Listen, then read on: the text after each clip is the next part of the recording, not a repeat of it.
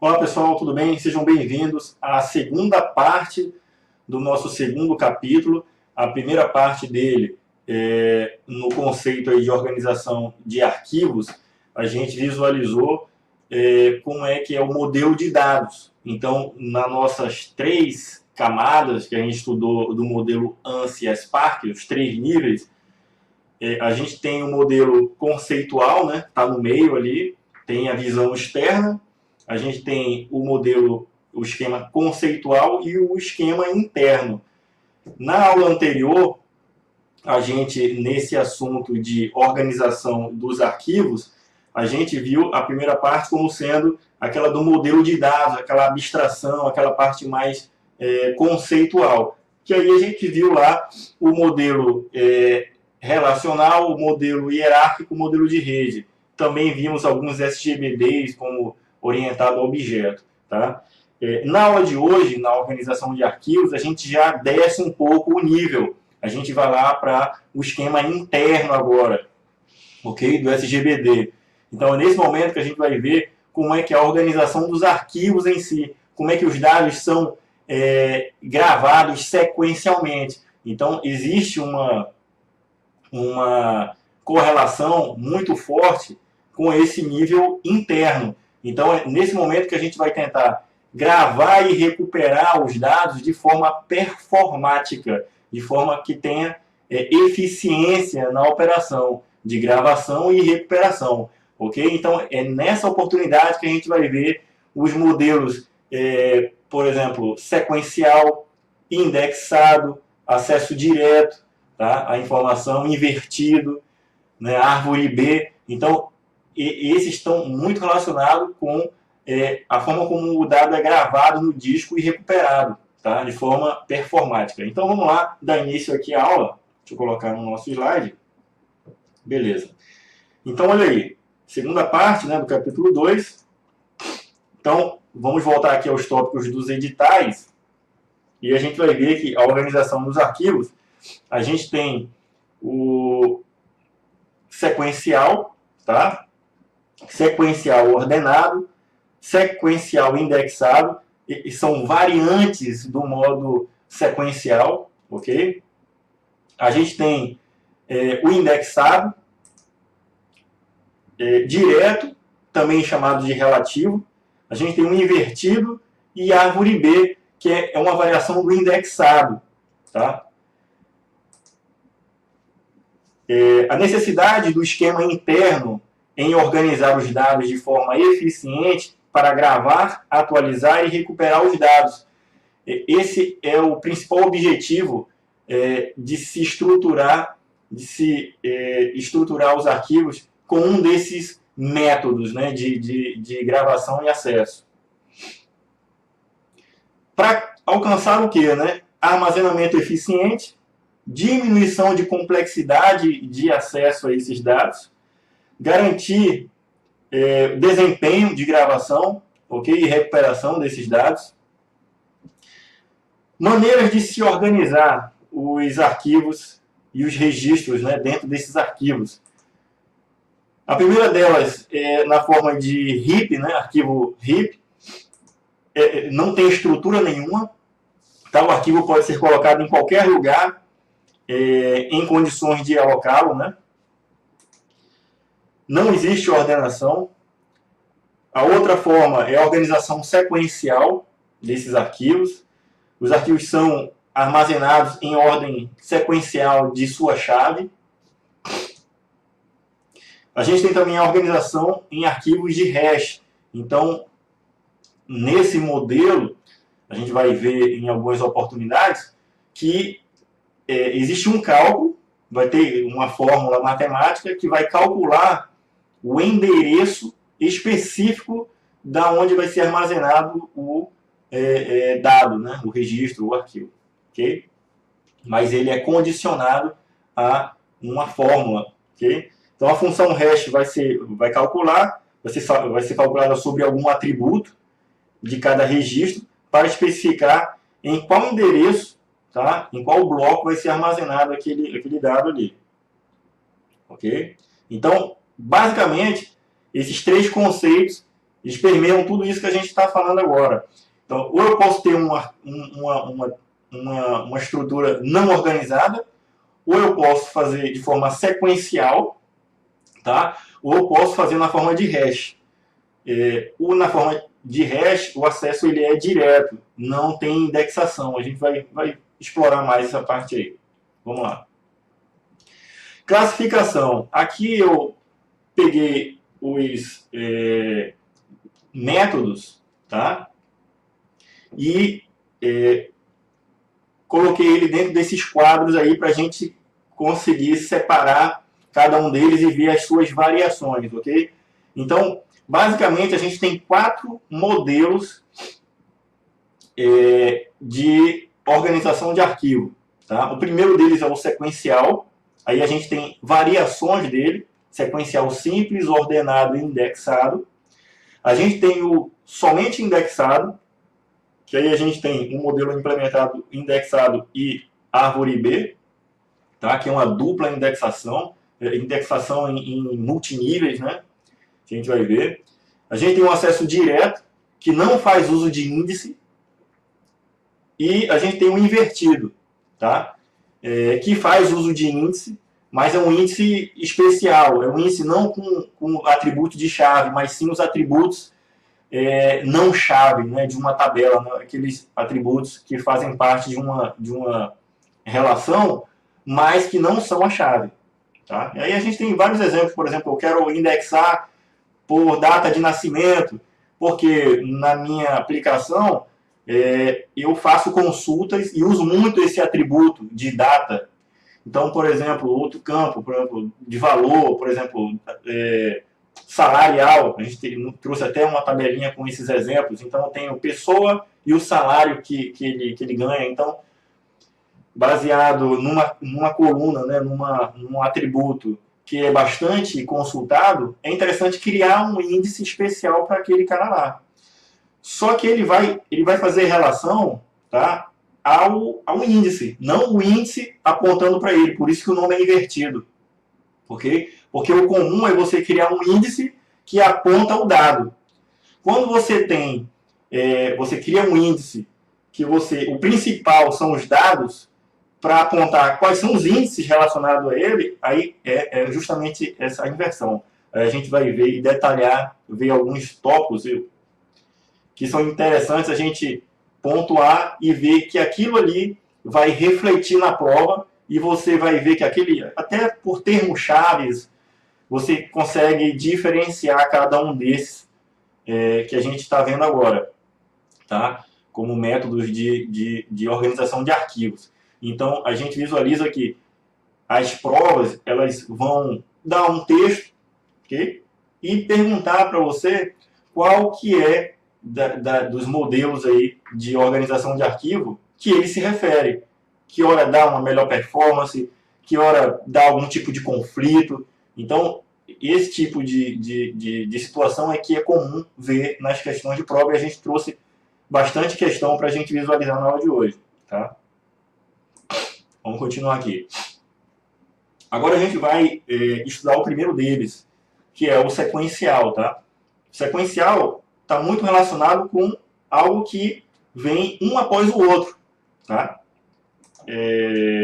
Um registro após o outro sendo gravado nessa forma. Tá? Então, a estratégia desse modelo, os registros são adicionados fisicamente como vizinhos. Então, cada um que é adicionado tem um vizinho que é justamente o registro anterior que foi adicionado. A ordem pode ser definida pela inserção. Então, à medida que você vai inserindo, aquela é a ordem física realmente daquele arquivo, daquele registro. O conceito é equivalente ao de fitas magnéticas. Então, os dados que nós gravamos nas fitas, o rolo vai rolando à medida que o dado vai sendo gravado ali. Isso tem algumas implicações.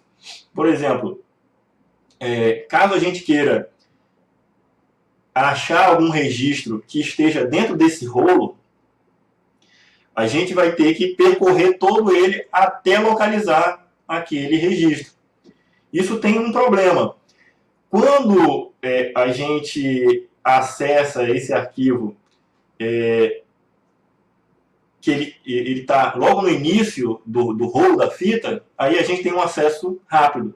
Mas se porventura ele estiver lá no final, você vai ter que percorrer todo o rolo de fita para poder chegar até aquele dado lá. Ok? Por esse motivo, o sequencial ele é conhecido por ter uma taxa de resposta, né, variável. Eu não tenho como garantir que as taxas de acerto, né, para recuperação de dados sejam constantes. Porque é tipo uma loteria. Se o arquivo, o registro, estiver no início daquele, vamos dizer, do rolo, né, então você consegue acessar rápido. Mas se por azar ele estiver lá no final, okay, você vai ter que ler, percorrer toda a sequência até encontrar ele e recuperar. Tá? Por isso não dá uma taxa constante, é sempre variável. E isso é explorado em questões de prova quando se fala em acesso sequencial. Beleza? Qual é a vantagem desse modelo? É um modelo de fácil implementação. Você não precisa ter muito código, muita implementação, muitas condicionais para esse modelo. Tá? Basta gravá-lo sempre em sequência. É fácil de entendimento. Se você estiver escrevendo alguma aplicação que vá ler algum tipo de arquivo que está nessa estrutura sequencial. A leitura tende a ser rápida para volumes muito grandes, ok? Pois a leitura segue sempre para o próximo registro. Então, quando o arquivo ele é muito grande, então essa leitura ela vai ser rápida. Porque é só uma sequência. Se eu tiver os dados, ou os dados desse arquivo gravado dispersamente, aleatoriamente tendo sido gravado em diversos locais distintos, eu vou precisar, de uma estrutura de indexação para poder apontar para esses caras. E essa estrutura não é assim. Ela é sequencial. E a sua implementação, como eu falei, ela é simples, não fornece um mecanismo de indexação, tá? A gente vai ver mais na frente a implementação de indexação. O sequencial, por essa característica, ele vai se beneficiar de leituras longas, tá? Arquivos longos e contínuos. Se porventura a minha estrutura não estiver sendo gravada, não estiver sendo persistida dessa forma,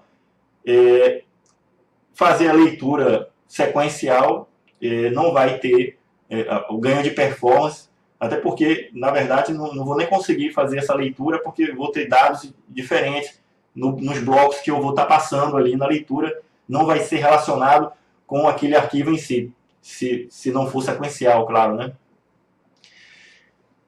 Vamos lá. Desvantagem desse modelo.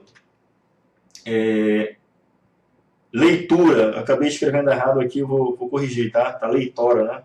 Leitura de vários arquivos pequenos. Então, quando o arquivo é muito grande e eu começo a fazer a leitura dele, tá? Ele tende a ser uma leitura rápida. Se eu tenho vários arquivos, tá? Então, eu acesso um arquivo, faço a leitura sequencial, depois eu salto para outro lugar no disco para continuar fazendo a leitura de um outro arquivo. Quando eu tenho pequenos arquivos, essa mudança de contexto de um para o outro vai me fazer uma degradação de performance. Eu não tenho aquela continuidade, tá? Eu não tenho o benefício da leitura contínua ali. Eu vou perder tempo em procurar o ponteiro apontar para outro lugar, tá? Então, essa é uma desvantagem, se eu tiver muitos arquivos pequenos. Acesso se dá através de leitura sequencial, varredura, tá? Então, é um benefício e também acaba não sendo um benefício. Quando é relacionado à velocidade, tá? O sequencial para arquivos grandes, ele dá uma performance boa, tá? Mas quando eu preciso ter fragmentação, por exemplo, para me garantir flexibilidade de gravação de um arquivo em qualquer lugar do disco, aí eu sou obrigado a seguir esse modelo aqui e a leitura sendo varrida por todos os blocos, né? Então, essa varredura por todos os blocos não me dá flexibilidade. Tá? A gente vai ver que outras evoluções, tipo que podem gravar os dados em locais distintos do disco, aproveitando ali, por exemplo, para gravar em posições que existam espaço para aquele dado ser armazenado. Então, os dados estando dispersos, eu preciso ter um outro algoritmo, um outro método para poder acessar isso aí rápido. Aí é a indexação, eu preciso de indexação. Tá?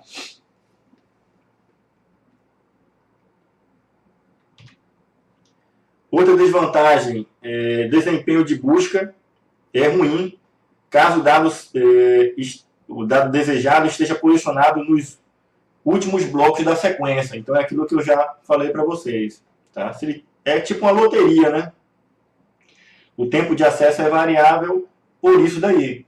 Se ele tiver posicionado o registro dentro de um arquivo, se na sua leitura ele começar a ler e ele estiver próximo ali, ele vai se beneficiar disso. Se não, aí você vai ter que fazer aquela leitura, varredura inteira até ele localizar. Isso aí é uma desvantagem, né? Difícil manter a ordem sequencial quando os registros são inseridos e excluídos. Então, esse é um grande problema do método sequencial, quando a gente tem que inserir um dado ou excluir. Porque se você for inserir um dado e esse dado, ele... Por exemplo, eu estou seguindo uma sequência. Aí adicionei registro 1, 2, 3, 4, 5, 6. Ok? Se eu excluir o 3, eu vou ficar com um buraco ali. Tá? Se eu no futuro for adicionar um outro registro, ele vai seguir a sequência lá na frente. Ele não vai posicionar o registro naquele buraco ali. Mesmo que eu tenha um registro que, pela lógica, seria mais interessante colocá-lo na sequência dele, que seria colocar no meio do arquivo, no meio daquelas sequências, eu não consigo fazer isso daí. Eu sou obrigado a sempre colocar ele no final. Tá? Então, como o algoritmo é muito simples, eu não tenho mecanismos complexos, mais sofisticados, para poder fazer essa manipulação mais sofisticada. Aí a gente tem as outras evoluções, o que a gente vai ver mais na frente, que é o sequencial ordenado e o indexado. Tá?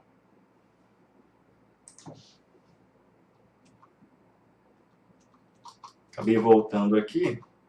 Passar.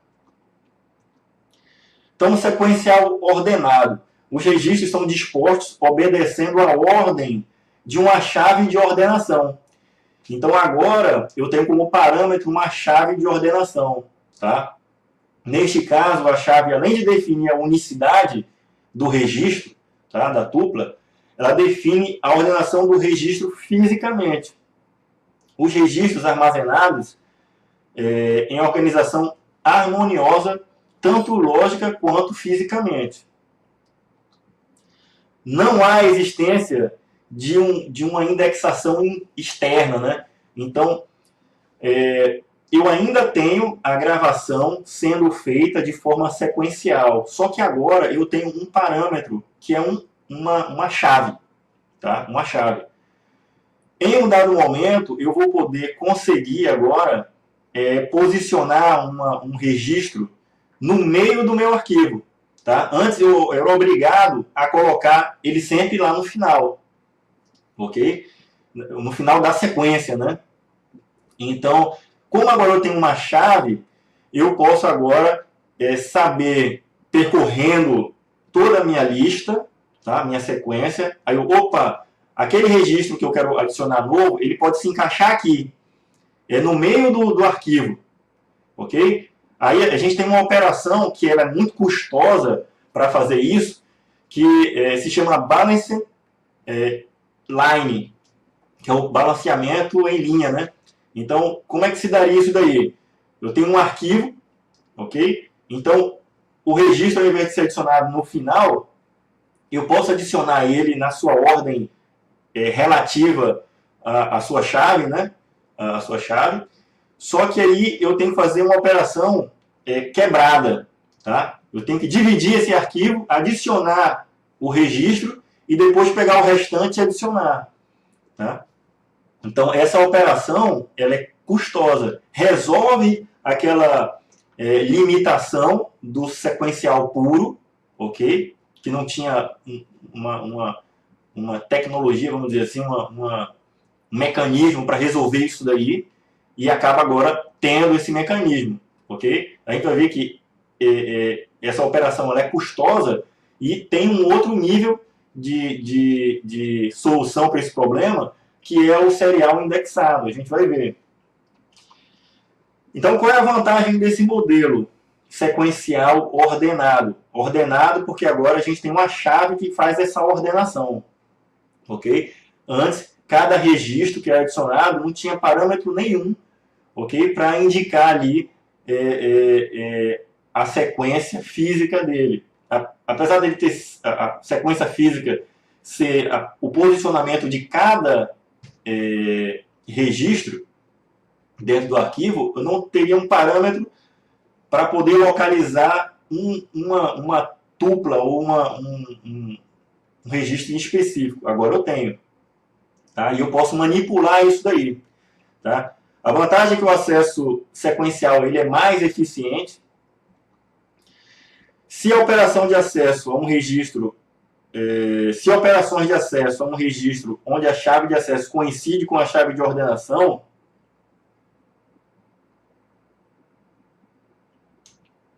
ok? O que eu estou querendo dizer aqui é o seguinte, ó, o acesso é mais eficiente se, ok, a operação de acesso ao registro, a pesquisa por ele, coincidir a chave de acesso, ok, a chave que foi definida na minha ordenação do arquivo lá. Então, para cada linha, agora eu defino uma chave, que é a chave que eu defini para ordenar aquelas linhas ali.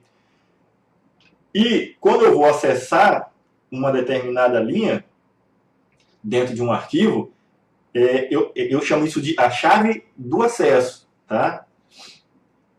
E aí eu vou agora poder fazer essa pesquisa, tá? Nas chaves que eu usei para ordenar e poder achar com mais facilidade, ok? Com mais eficiência.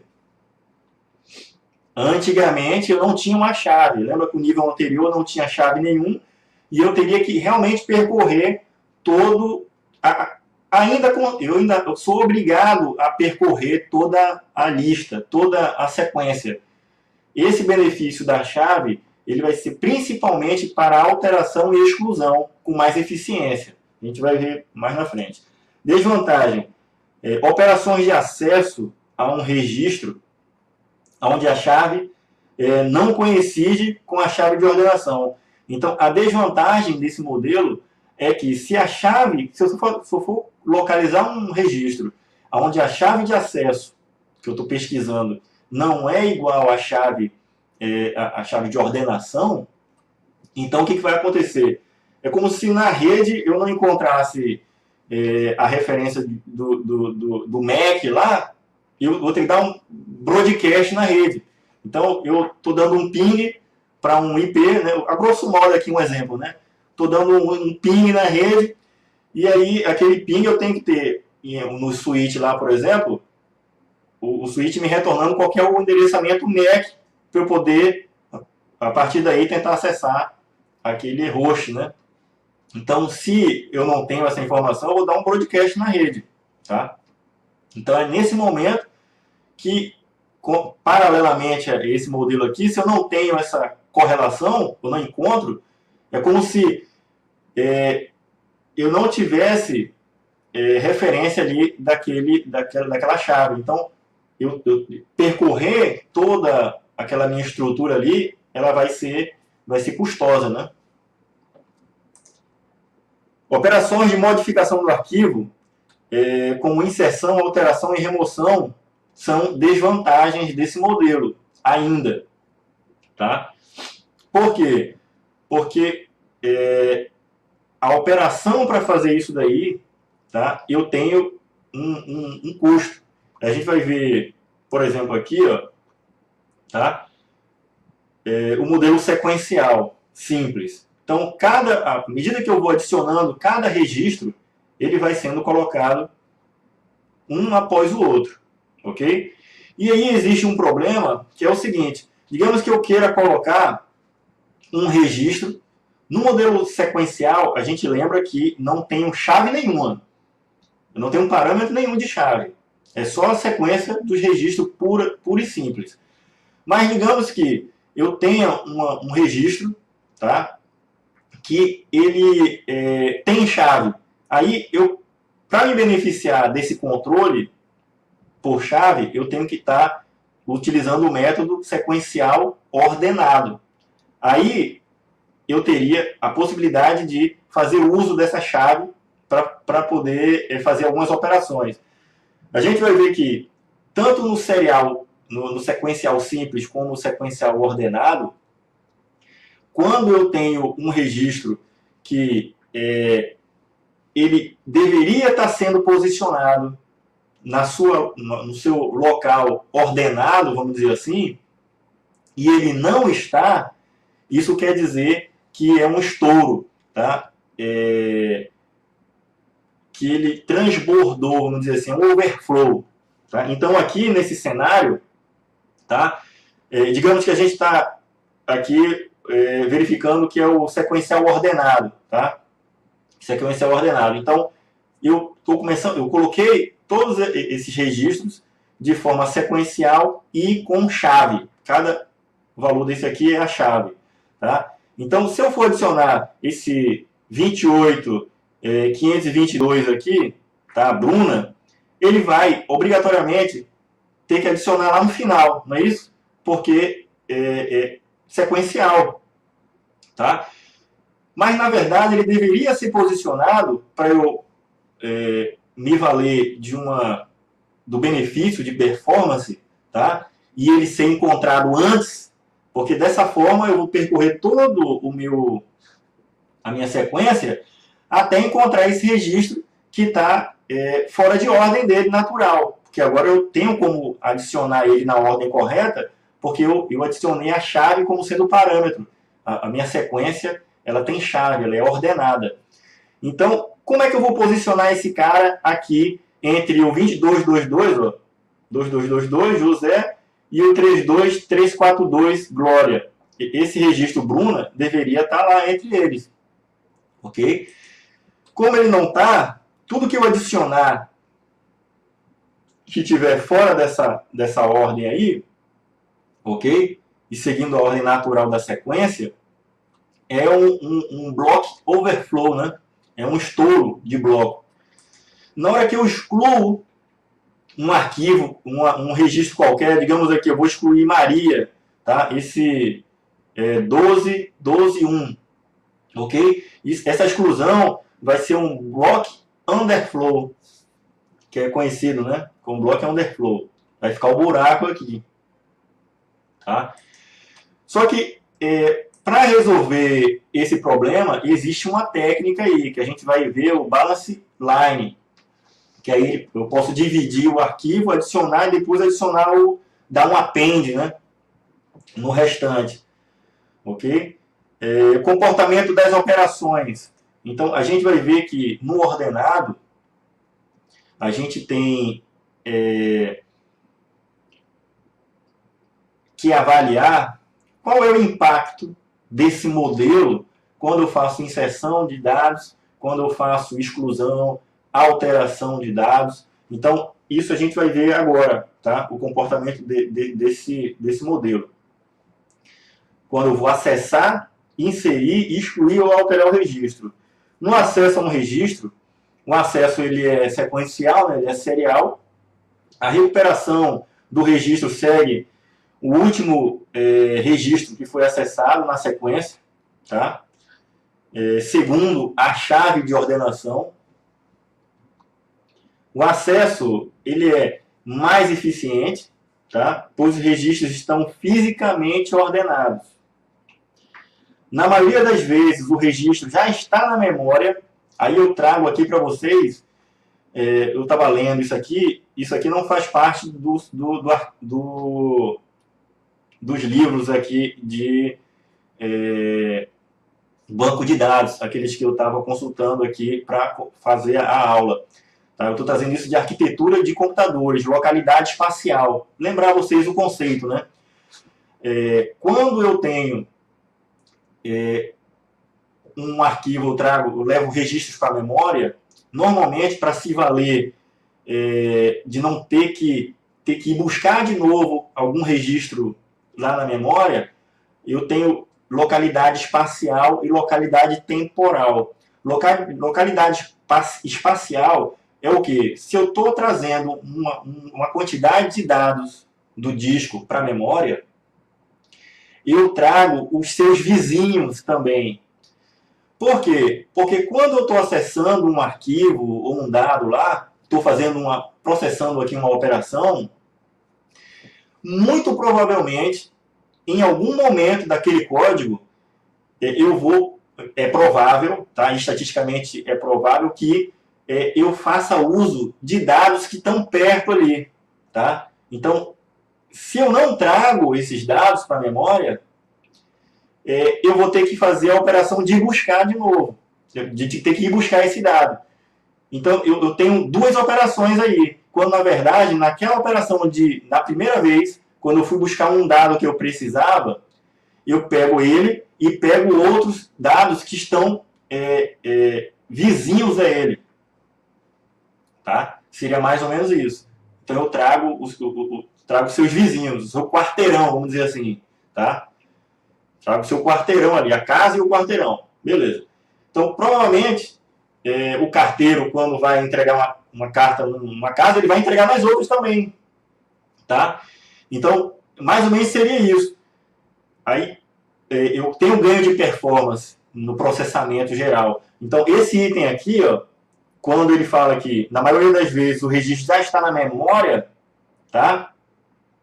Então, isso é localidade espacial. Eu vou fazer uso de alguma coisa que já está na memória. Ele foi trazido, era uma gordurazinha ali que talvez nem seja usada, mas foi trazida. Se for referenciado, aquelas posições de memória forem referenciadas, já vai estar na memória, então vai ser mais rápido o acesso, o processamento é mais rápido e tem ganho. Tá? Isso é localidade espacial. Localidade temporal, o que é? Quando eu tenho operações, isso é relembrando a arquitetura de computadores, né, pessoal? Quando eu tenho operações sobre alguns dados na memória, tá? Eu processei e já finalizei um grupo de dados aqui, tá? Eu tento deixar ele o máximo de tempo na memória. Por quê? Porque aqueles dados que eu já processei, se eu puder deixar lá e não levar ainda lá para a memória, gravá-los na memória secundária, vamos dizer assim, ou se gravar lá na memória secundária, deixar aqui uma cópia desse dado, porque é provável que o código volte a utilizar aqueles dados ali. Se você levou tudo para a memória secundária, o que estava na memória RAM, vamos dizer assim, se você processou e levou de volta para lá e trouxe coisas novas, se o código fizer referência novamente àqueles dados que você devolveu ao disco, você vai ter que ir lá buscar de novo. Isso é custoso para o processamento. Então, por isso, quanto mais memória você mantém ali uma quantidade X, porque em algum momento do tempo, ele pode voltar a usar. Então, isso é localidade temporal. Tá? Então, em algum momento daquele processamento, ele pode tornar a usar aqueles dados lá. Se ele estiver na memória, é ótimo, que aí ele já usa e se vale disso daí.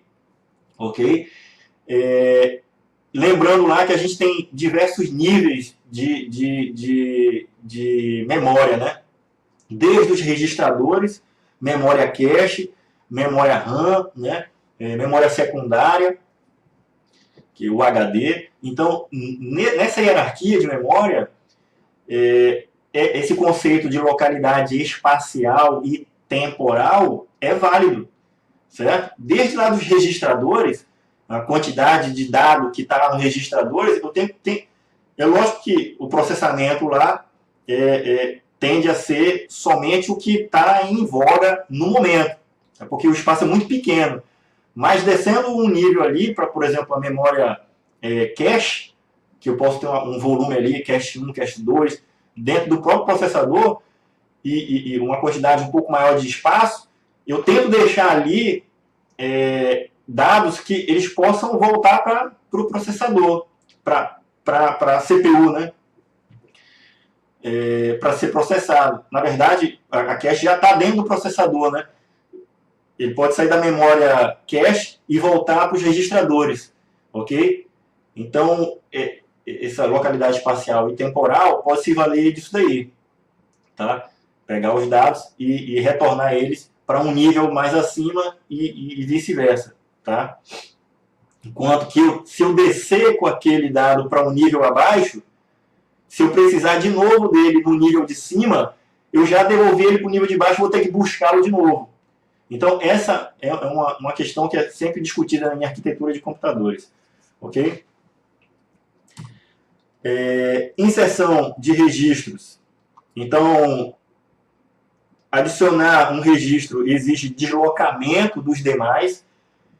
Se eu for considerar somente o sequencial simples, eu sempre vou adicionar o registro lá no final, né?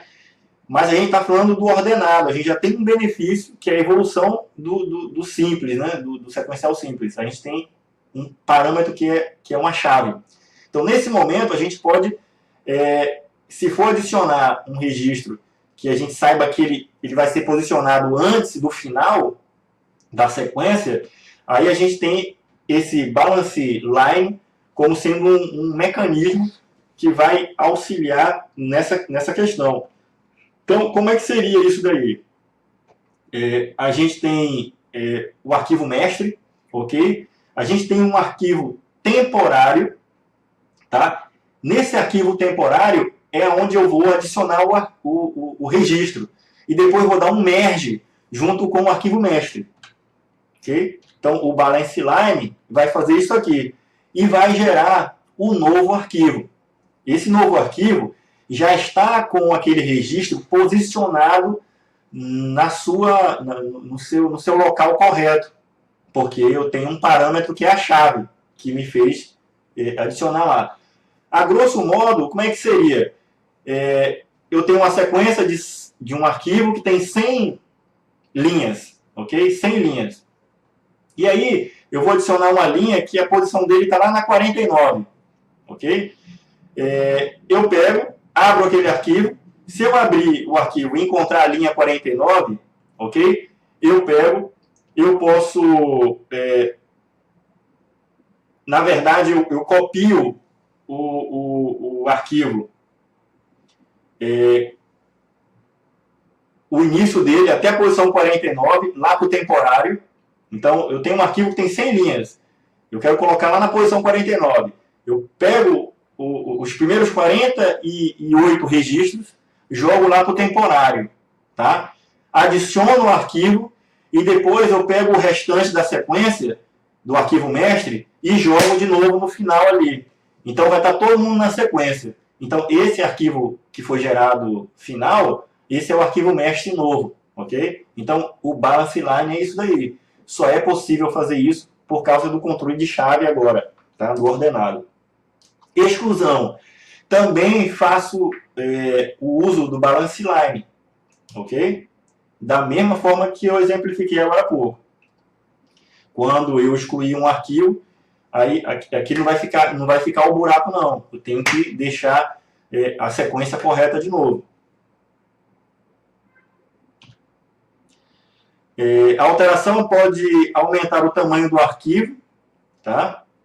A alteração pode modificar o valor da chave de ordenação dos registros.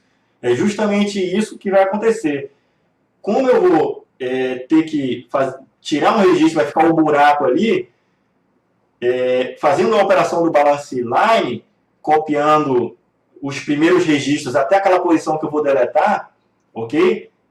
Faço a deleção, o restante dos registros vai seguir a sequência e vai ficar como se não tivesse buraco. Todos os outros registros vão ganhar novos números, nova sequência. Tá?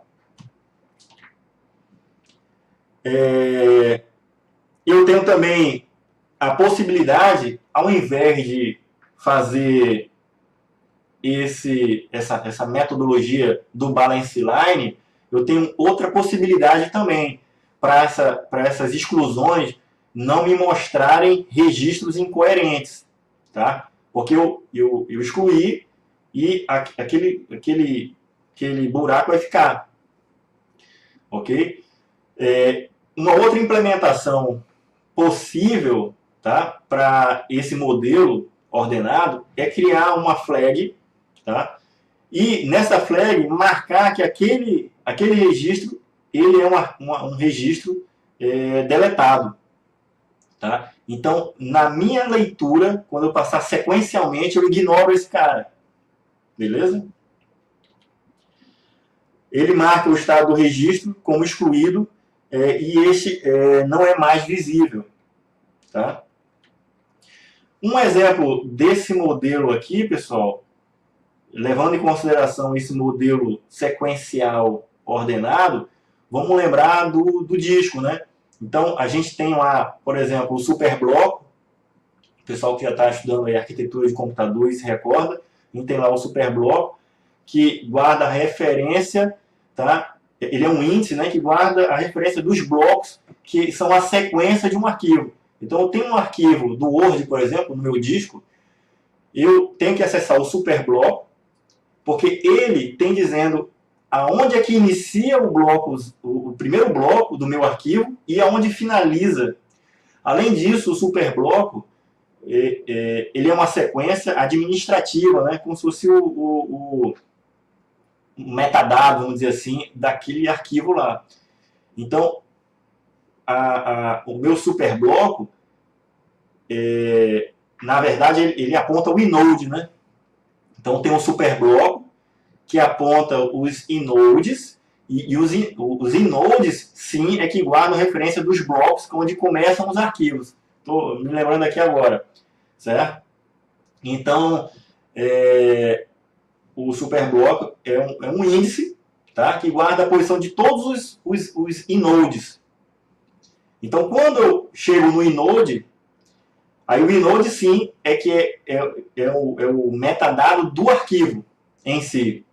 Então, nele tem os MAC-times, né, que são dados de data e hora, né, de acesso do arquivo, modificação e alteração do arquivo. A gente tem o proprietário, privilégio, alguns dados administrativos ficam lá, né, no inode. E além de ele marcar também um ponteiro para o primeiro bloco de dados do arquivo. É quando você abre o Word e aí ele tem lá a sequência de dados, né, os dados, ou qualquer um outro arquivo que exista, né? E aí ele marca também de forma sequencial, tá? Aqueles blocos lá, tá, que fazem parte, compõem o arquivo.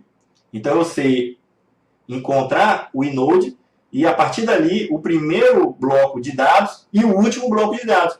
O que eu preciso fazer é lê-los em sequência. Não é isso? Então, essa estrutura é parecida com essa aqui. E o que eu quero dizer com isso? É que, igualmente, essa deleção por flag acontece no disco. Se vocês recordarem, quando eu faço a deleção de um arquivo, na verdade, eu estou apagando no meu superbloco a referência lá para o inode. Com isso, aquele inode ali fica invisível para o disco, para o sistema, né? Para o sistema que está lendo aquele sistema de arquivo. Então, fica oculto. Quando eu faço a deleção, ele marca uma flagzinha lá, ó, é deletado. Tá? Então, aonde é que essa flag fica? Fica lá no superbloco. Porque quando ele é o primeiro a ser lido, na trilha lá do disco, ele não vai enxergar aquele inode lá. Mas o arquivo, ele está lá no disco, bonitinho. Tanto é que tem algumas ferramentas de forense ou de recuperação de arquivos deletados. Na verdade, ele faz uma leitura e reconstrói o superbloco, verificando todos os arquivos que estão com essa flag ligada como sendo excluída. Tá? Às vezes, quando ele não recupera o inode, ele consegue fazer o inode, não, quando ele não recupera o superbloco, ele consegue recuperar, fazer uma varredura em todo o disco e vendo quais são os inodes existentes e fazendo a marcação de qual que os primeiros blocos do arquivo. Então, assim ele consegue saber, opa, esse aqui é um inode, começa aqui as informações administrativas, opa, aqui começa dado efetivo do arquivo, seja arquivo de texto, arquivo de bits, ali, música, sei lá. Né? E aí ele recupera o arquivo. Na condição do arquivo tendo sido deletado e essa flag está marcada, ele está passivo a ser sobrescrito, né? Porque o sistema de arquivo, do sistema operacional, ele, dentro dos seus critérios ali de gravação, ele pode pegar aquela posição onde tem um arquivo lá, mas a flag está marcando ele como sendo deletado, ele pode usar aquela área ali e gravar em cima. Aí não vai ser mais recuperável, né, aquele arquivo. Ok? Então, esse exemplo aqui do sequencial ordenado é próximo daquele da estrutura que a gente tem de arquivo. Ok? Vamos ver aqui, ó, em relação à alteração de registro, a alteração pode aumentar o tamanho do nosso arquivo. Tá? A alteração pode modificar o valor da chave de ordenação desses registros. Agora a gente visualizou o modelo raiz, vamos dizer assim, que é o sequencial. A gente viu uma evolução dele, que foi o ordenado. Só que o ordenado ele tem limitações. Como a gente viu, ele já é uma evolução, mas ele tem limitações. Onde eu tenho um custo muito alto de poder ter que fazer aquela operação no arquivo mestre, né? Levar para uma área temporária, para incluir, excluir, reordenar. Sempre que eu fizer qualquer tipo de alteração, se o arquivo for muito grande, eu vou ter que readicionar os registros em uma outra sequência. Isso aí é uma operação muito custosa. E o sequencial indexado, ele vai resolver isso daí, tá certo? Como? Ele adiciona uma estrutura a mais, que são os índices, ok? Então ele cria uma estrutura de índice para fazer um controle melhor. Os dados, eles continuam sendo posicionados sequencialmente, mas com referência num índice, ok? É formado por uma coleção de pares, cada um deles associado a um valor-chave de acesso ao endereço no arquivo. Possui áreas de extensão que são utilizadas para a implementação de operações de inserção de arquivos. Opa! Enquanto lá no ordenado eu tinha o balance line como sendo o método usado para poder fazer essa operação de inserção e mudança das chaves, agora no indexado, serial indexado,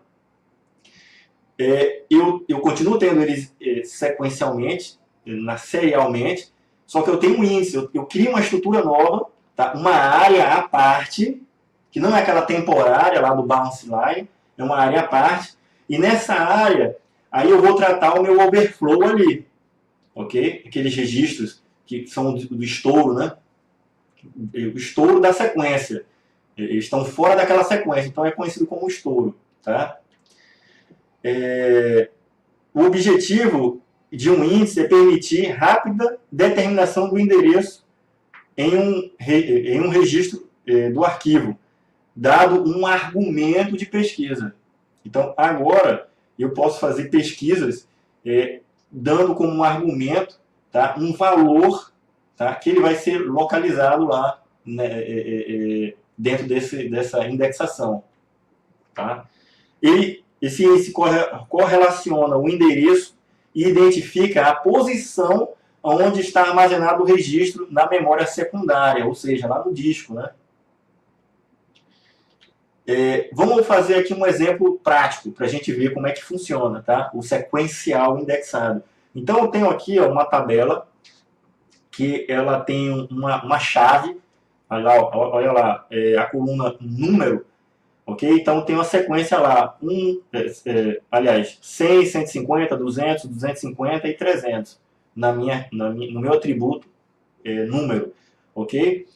E eu tenho outros atributos ali, nome e salário, com dados específicos ali, tá? Das tuplas. Ocorre que essa é uma área dos dados lá do disco. Okay? Eu vou criar agora uma outra estrutura para me dar apoio na hora de pesquisar. Coisa que eu não tinha lá atrás no método sequencial e no método ordenado. Eu não tinha, agora eu tenho. Tá?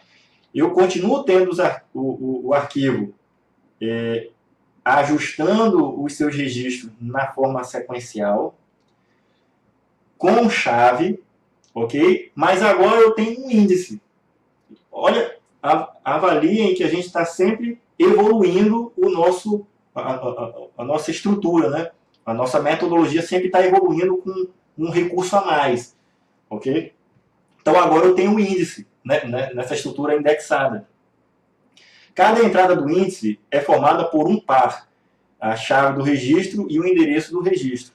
Então eu tenho aqui, nessa estrutura de índice, eu tenho uma coluna que tem o número, tá? E ele indica a posição da chave que correlaciona lá fisicamente o registro, ok? Que é o valor 1, tá? 2, 3, 4 e 5, ok? Então, essa estrutura, elas se ligam se ligam não, né? Auxiliam na procura mais rápida do registro. Tá? Primeiro, agora, eu vou consultar o índice para depois ir lá na minha sequência. Então, um espaço bem menor do registro de dados corresponde à área ocupada pelo índice, seja menor do que aquela ocupada pelos dados. Tá? Eu acho que eu quis dizer aqui, ou seja, menor do que aquela ocupada pelos dados. Vou corrigir aqui. Então, o que eu estou querendo dizer é o seguinte. Quando eu crio essa estrutura nova, ela tem poucos dados. Ela só tem lá o valor da chave e o valor do índice. E a correlação dele com o índice que foi criado sequencialmente lá no meu arquivo sequencial. Tá? Eu posso ter lá no arquivo sequencial dezenas de atributos. No meu índice, eu só vou ter 2, que é a chave, tá? E o índice. Pesquisas no índices podem ser feitas com maior rapidez do que se fossem feitas lá no meu arquivo sequencial, naquela forma que a gente viu, que é acessando um por um, né? Até chegar no seu desejado.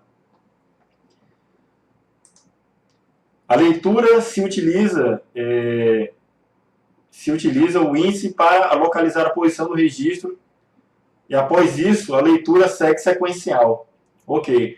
Então, eu primeiro procuro no índice, depois de achar o índice, a posição que eu quero, ali eu começo a fazer a minha leitura sequencial na sequência, tá? Dos blocos.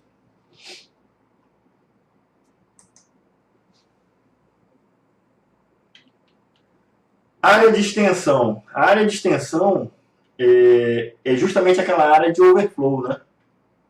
Que é a área reservada para adicionar os arquivos que ficariam fora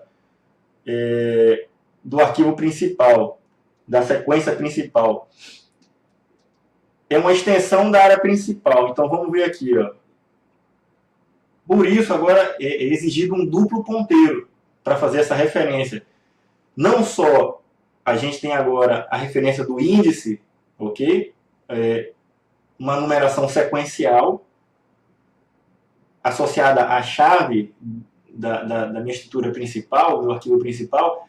Agora eu tenho uma outra área que vai ser usada para overflow, e essa eu tenho que criar um novo link, tá? Vou ter que ter um encadeamento. Então eu crio um outro atributo que vai fazer esse elo, ok? Então exige duplo ponteiro, tá? Do índice ou outro elo. Um é do índice e o outro é do elo, ou seja, são dois campos a mais. Para algumas implementações é inviável e muito custoso a reordenação no momento da inserção do registro. Então, num arquivo muito grande, você imagina, para cada registro que eu vou adicionar naquela estrutura do ordenado, né, eu ter que pegar, fazer o balance line, né, copiar uma parte para o temporário, adicionar e depois reordenar, adicionar os arquivos, os registros, reordenando tudo de novo, para cada registro adicionado. Se não for muito grande o meu arquivo, os dados que eu vou armazenar ali, tudo bem. Mas se for muito grande, isso vai ter um custo altíssimo de performance. E o serial indexado resolve isso, criando essa área de overflow. Por quê? Aqueles registros que sequencialmente pela chave, se porventura a chave for grande, ele vai colocar lá no final, ok. Mas se ele vê que pela chave ele deveria ser posicionado no meio do arquivo, o que ele vai acontecer? Ele não vai ser feita, essa operação não vai ser feita, vai ser ignorado o balance line, não vai ser feito. Ele vai adicionar esse cara numa outra área, que não é temporária, não é uma área definitiva, ok? Vai colocar lá e vai gerar um elo para aquela posição aonde ele deveria ser posicionado, mas não está. Ok? Então a gente vai colocar aqui para vocês verem como é que fica. Então olha aí, eu tenho a área de dados no disco, ok? E eu tenho o meu índice aqui. Então os índices estão ligados, tá? Porque eu tenho essa ordenação agora. Eu não preciso daquela ordenação do modelo anterior, que é o serial ordenado. Agora eu tenho um índice. Então eu não preciso agora interferir no arquivo para fazer uma reordenação nele. Essa fase eu já venci. Agora, como eu tenho um índice, eu tenho outra pessoa fazendo esse controle. Tá certo? Então os dados, os registros podem ser adicionados e eu só preciso somente fazer referências agora. Ok? Então, na verdade, independente do número que for o número da chave, não é esse o parâmetro mais para ser a sequência física. Não é mais. O que é agora são os índices. Porque à medida que eu vou adicionando um registro, independente do número da chave dele, tá? A sequência que agora vai estar é o do índice. Ok? Que é 1, 2, 3, 4, 5. E segue a sequência do índice agora.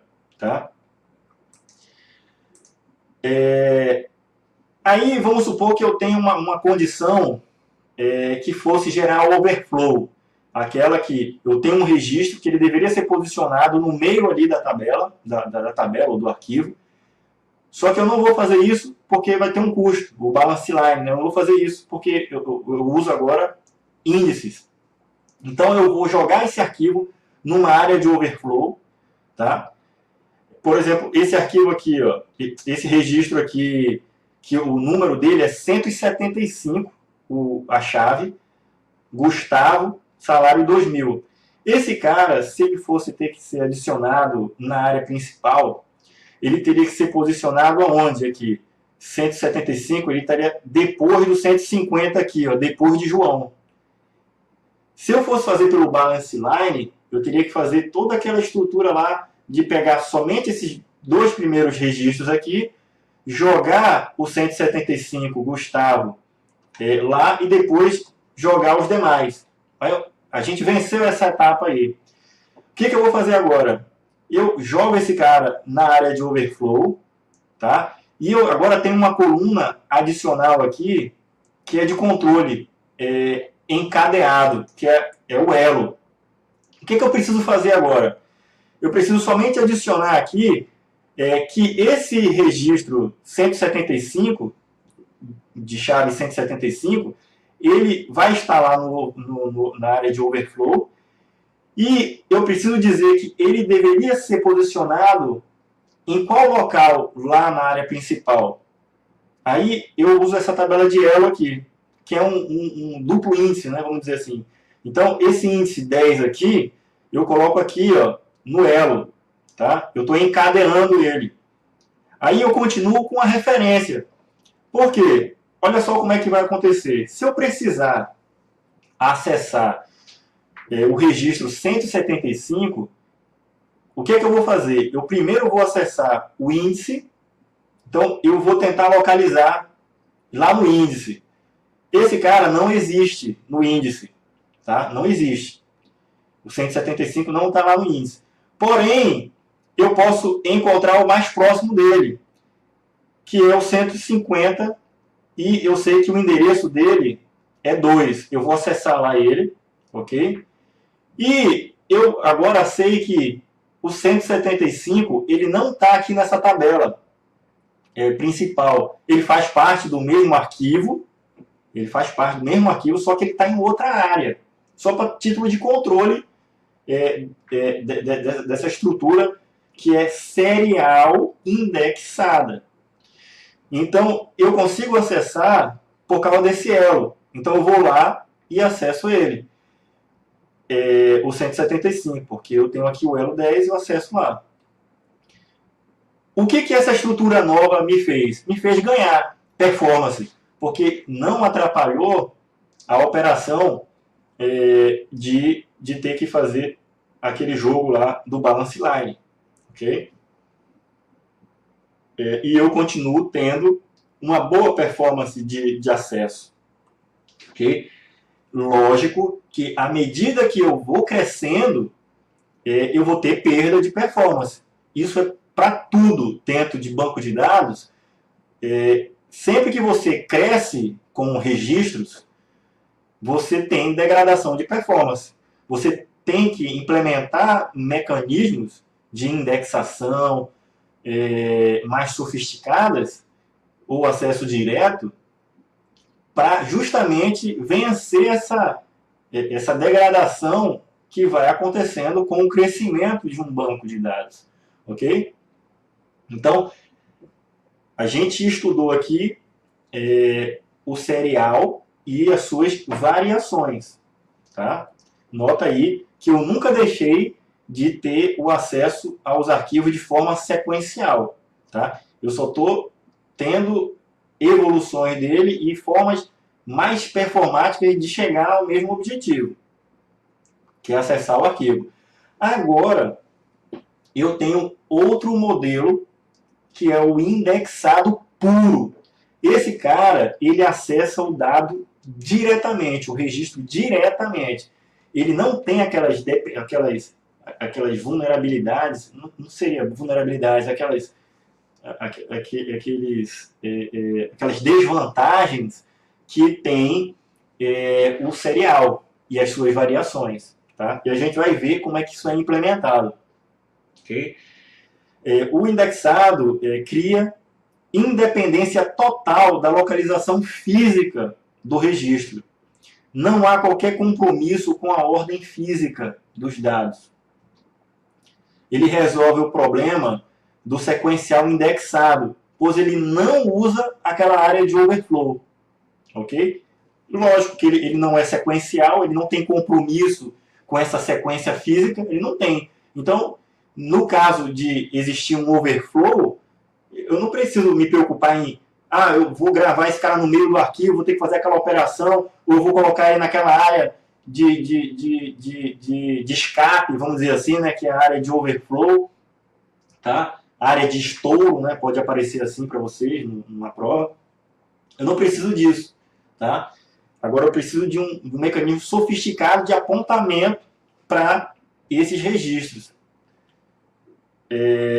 O indexado, ele dá flexibilidade na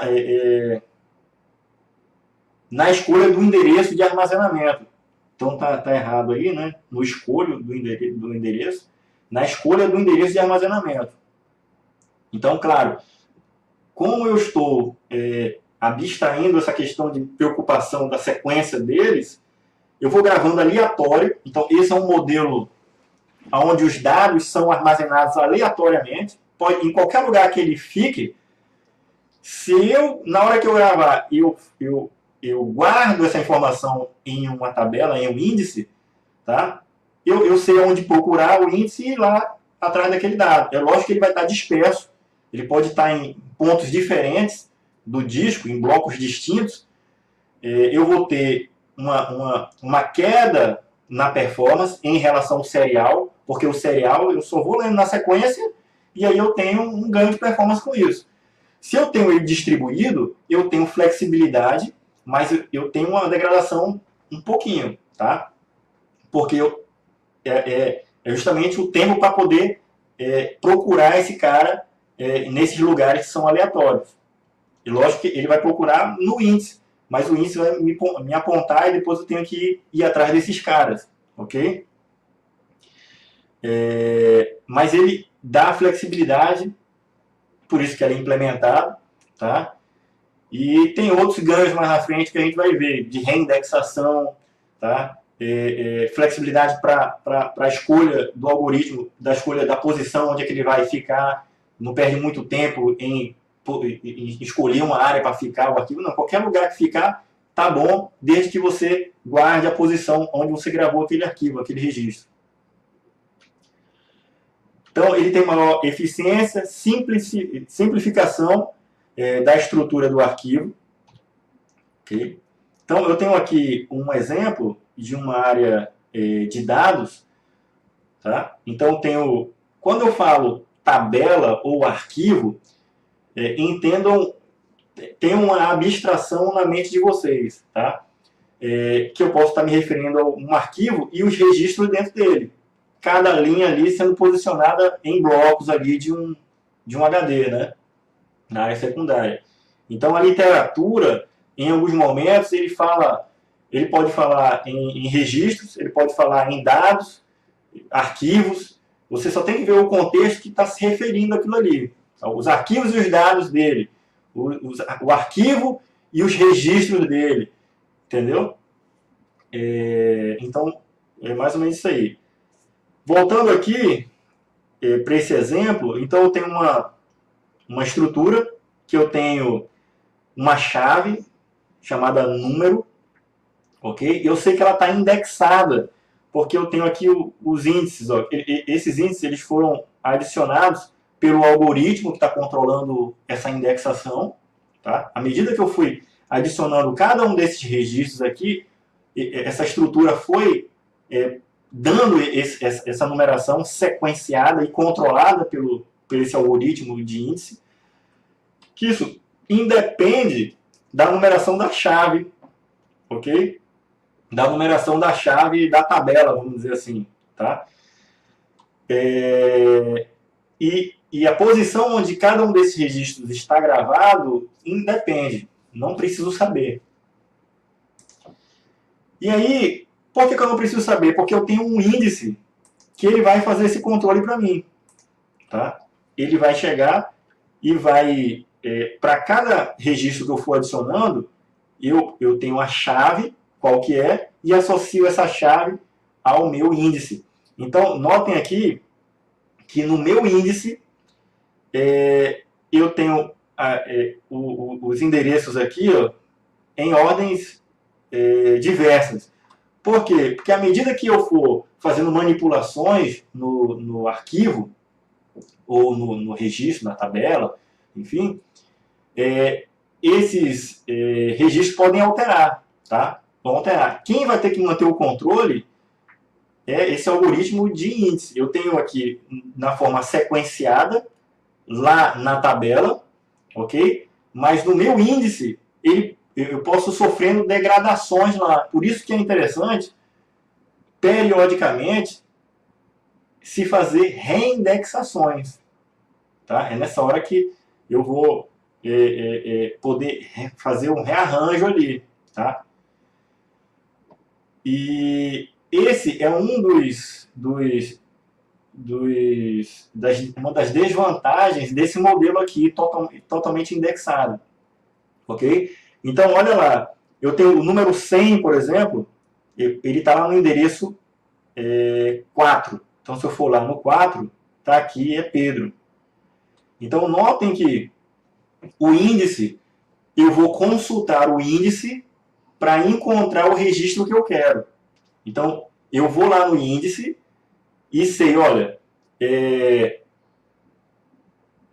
a chave que você quer localizar, a chave 300, está na posição do índice 2. Aí eu vou lá no disco, lá na posição que ele está gravado, que é aleatório, pode ter sido gravado aleatoriamente, qualquer posição do disco, vou lá no 2 e aí eu recupero o registro, né? 300 max 2000, ok?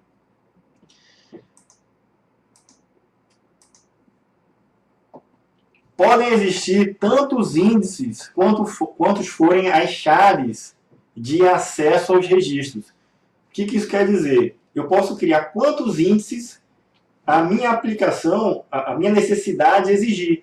Então, por exemplo, eu tenho um atributo que é de data.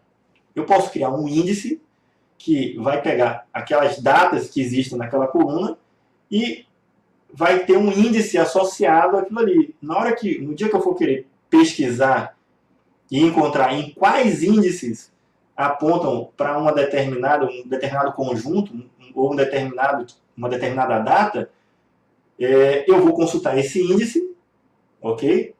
Que eu criei, e aí eu vou encontrar a posição do índice e vou encontrar lá onde que esse cara está gravado no disco. Tá? Então, cria-se a flexibilidade que, independente de cada registro que eu for adicionando, independente da posição que ele for colocada no disco, eu sempre vou ter o índice que aponta para lá, para ele. E eu posso criar índices para quantos atributos eu julgar necessário para a minha aplicação, para um atributo de data, nome. Isso vai depender, por exemplo, de quão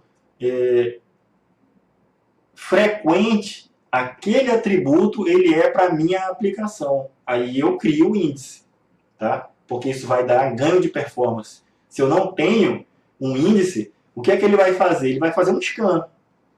Se eu não fazer essa indexação, ele não tiver parâmetro nenhum, ele vai ter que vasculhar todo, né?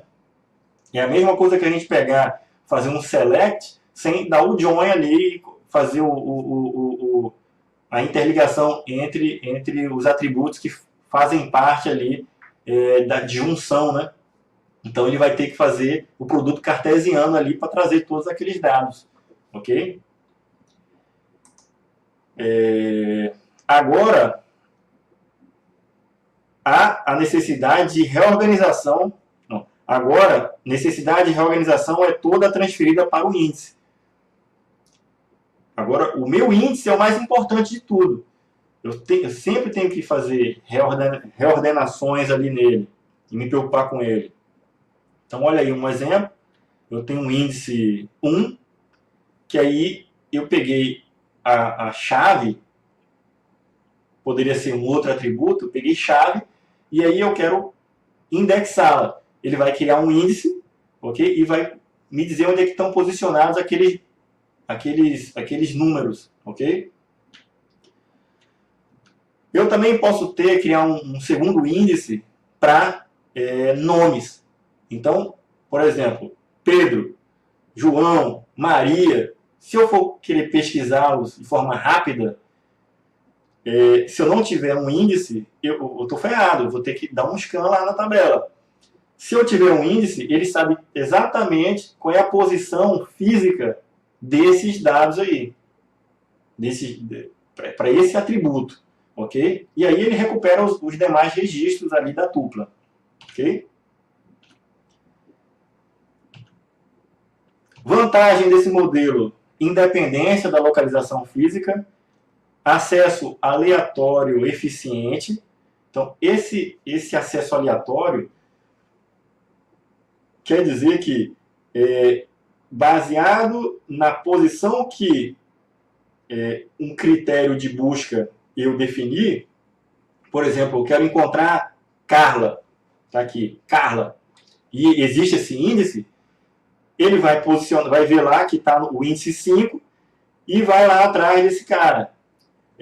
Por coincidência, ele está na posição última lá, dentro dessa minha tabela aqui, mas fisicamente independe, isso não é importante mais. A gravação desse dado estando obedecendo uma sequência lógica fisicamente, né? Não precisa mais.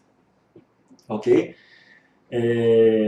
Isso aí é importante para um sistema de banco de dados massivo, né?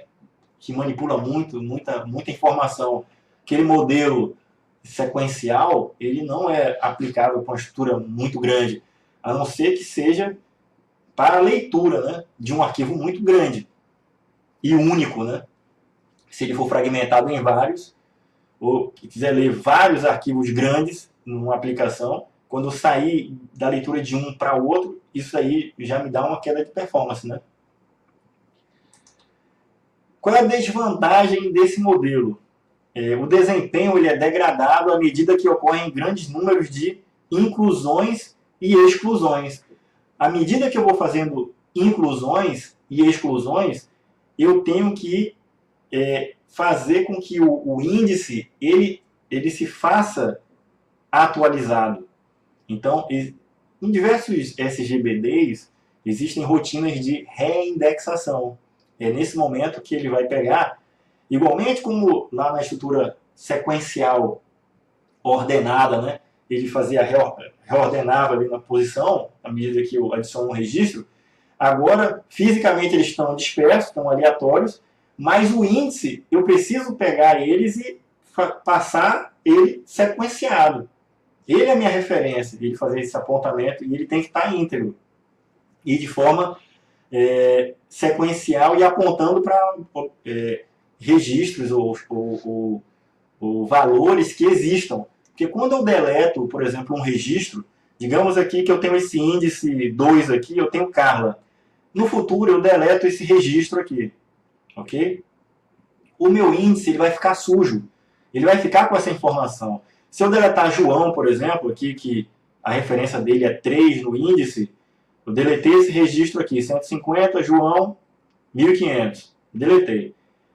Lá no meu índice 2, esse número 3 aqui, ele vai constar aqui. Não vai ser deletado automaticamente, ok? E vão ficando buracos ali na minha estrutura, que é a parte, né? A parte, o meu índice ali, que vai estar gravado no banco de dados como sendo metadados, né? A gente já falou sobre isso. Então, o SGBD, ele tem que reservar área administrativa, né? Então, lá no disco vão ser persistidos dados da aplicação, mas também dados referentes à parte administrativa, que são os metadados. Então, nessa hora que vai ter essa estrutura criada e dados referentes a ela, tá? Que são informações ali estatísticas, vamos dizer assim, né? do índice. E aí, a gente tem que dar um reindex, né, nesses índices aqui frequentemente. Tá? Tá aqui, necessidade de reindexação periódica. Tipos de índices. Então a gente tem dois tipos de índice. O índice exaustivo, ou chamado também de denso. Qual é esse cara? É aquele que inclui todos os registros. Então eu tenho índices para todos os atributos possíveis ali. À medida que eu necessite de uma pesquisa, eu tenho aquele dado lá sendo saciado, né? Vamos dizer assim, aquela pesquisa sendo satisfatória, o retorno da localização, né? Então, o sucesso do índice, tendo os dados que eu quero, todos os dados estão tendo índices para eles, então isso é a densidade do índice, ok? E aí eu tenho também índice seletivo, onde eu pego grupos específicos, tá? Árvore B é uma variação, tá? Dessa estrutura de índice, que gera independência também, só que ele é um modelo de implementação hipotético, tá? Então, ele é bastante estudado em estrutura de dados, né? A gente vai ver lá, né, em estrutura de dados esse assunto. Então, ele aparece aqui em banco de dados e em algumas provas a gente vê que ele está lá, justamente para a gente saber alguns detalhes, tem alguns termos chaves que quando você bate o olho, aí você sabe que ele está se referindo a uma estrutura de arquivo B, tá? De árvore B, né? Então, é uma estrutura de balanceamento multinível, né? É um índice multinível, tá? É uma implementação do modelo de arquivo indexado. Na árvore B, cada bloco de índice contém um espaço para um número fixo de ponteiros. Okay? O B quer dizer balanced, né? Balanced. É uma árvore balanceada. Permite eficiência na recuperação dos dados randômicos e sequenciais. Dados randômicos são aqueles que estão gravados dispersos, né? E a gente tem o controle de onde conseguir acessá-los, porque eu tenho um índice aqui que me faz referência para eles. Do contrário, eu tenho que ter ele sequencial para poder acessá-lo. Outro detalhe aqui, e que eu friso aqui mais uma vez, é em relação a esse termo aqui, ó, multinível, tá? Ou múltiplos níveis.